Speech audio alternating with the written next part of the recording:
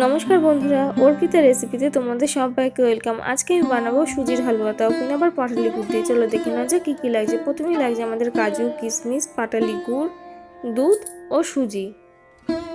এবার আমরা একটা কড়াইতে ঘি, দেখো এখানে 1 টেবিল স্পুন মতো ঘি দিয়ে ঘিটা আমরা একটু গরম হতে দিলাম। ঘিটা গরম হয়ে আসলে আমরা এর মধ্যে দিয়ে দেবো সুজিটা দিয়ে আমরা ঘিয়ের সাথে ভালো করে হালকা লাল লাল করে ভেজে নেব। আর গ্যাসের ফ্লেমটা কিন্তু থাকবে একদম মিডিয়াম টু লোতে। দেখো সুজিটা আমাদের লাল লাল করে ভাজা হয়ে গেছে। এবারে এটা আমরা একটা প্লেটে রেখে দিচ্ছি।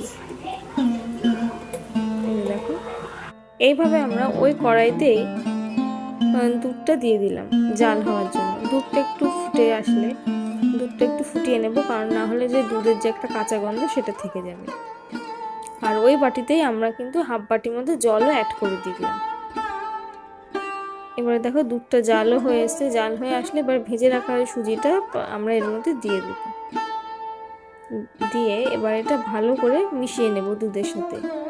দেখো বন্ধুরা, এইভাবে ভালো করে তোমরা মিশিয়ে নেবে দুধের সাথে। সুজিটা ভালো করে মিশিয়ে নেওয়া হয়ে গেছে। এবারে সুজিটা একটু সেদ্ধ হয়ে আসলে এর মধ্যে আমরা পাটালি গুড় আর এখানে আমি কিছু সাদা বাতাসা অ্যাড করছি। তোমরা চাইলে পুরোটাই পাটালি গুড় দিয়ে করতে পারো। এই যে দেখো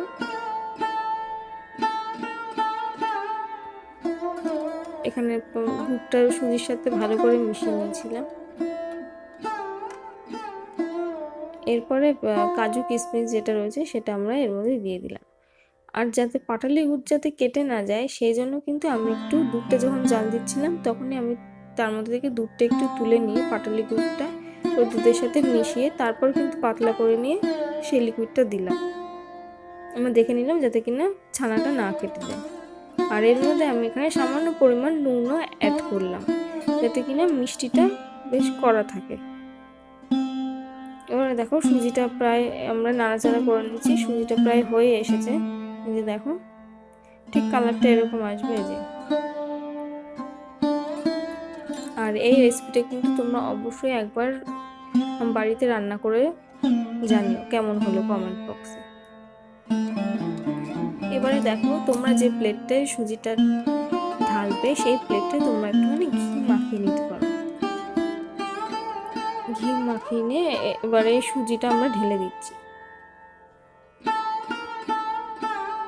এই সুজিটা তোমরা দিয়ে সুজিটা যখন একটু শক্ত হয়ে যাবে আর কি, ঠান্ডা হয়ে আসলে যখন একটু শক্ত হয়ে যাবে তখন সেটা কিন্তু তোমরা তোমাদের মতো ইচ্ছা অনুযায়ী যে কোনো শেপ দিতে পারো। এখানে আমি একটা ডিজাইন করব, সেই ডিজাইনটা তোমাদের দেখাচ্ছি। তোমরা চাইলে এইভাবে ডিজাইনটা করতে পারো, না হলে এরমভাবে সার্ভ করতে পারো। দেখো বন্ধুরা বেশ কি সুন্দর লাগছে। দেখো এইভাবে আমরা স্প্যাচুলাটা দিয়ে একদম পুরো সমান করে নিলাম।